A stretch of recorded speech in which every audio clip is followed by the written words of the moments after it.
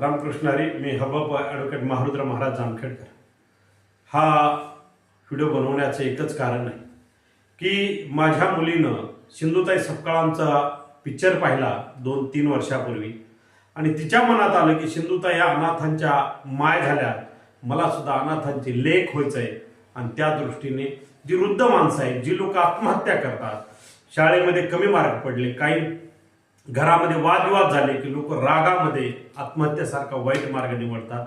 पण या लोकांना राग शांत होईपर्यंत राहण्यासाठी ठिकाण म्हणून जामवाडी या ठिकाणी बांधकाम केलेलं आहे. आता लवकरच ते पूर्ण होईल. 2-3 महिन्यामध्ये त्या ठिकाणच्या मूर्ती स्थापना करायच्या आहेत.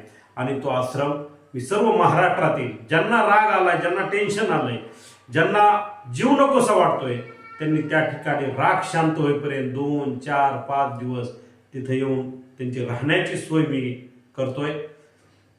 आणि हे माझ्या मुलीचं स्वप्न आहे. ती एक कीर्तनकार आहे म्हणून मी तिच्या स्वप्नासाठी हे करतोय. परंतु मला त्या ठिकाणी लाईटची गरज होती म्हणून माझी लाईटची गरज काही व्यक्तींकडून मी मागणी केली, ती माझी पूर्ण झाली नाही. परत काही व्यक्ती करतील म्हणून मी अपेक्षा ठेवून त्यांच्याकडे होतो.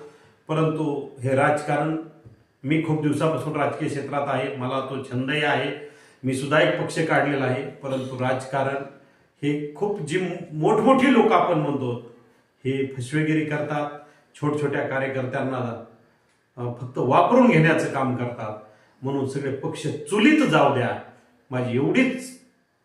आजही मतदानाच्या आदल्या दिवशी मी हा व्हिडिओ बनवतोय.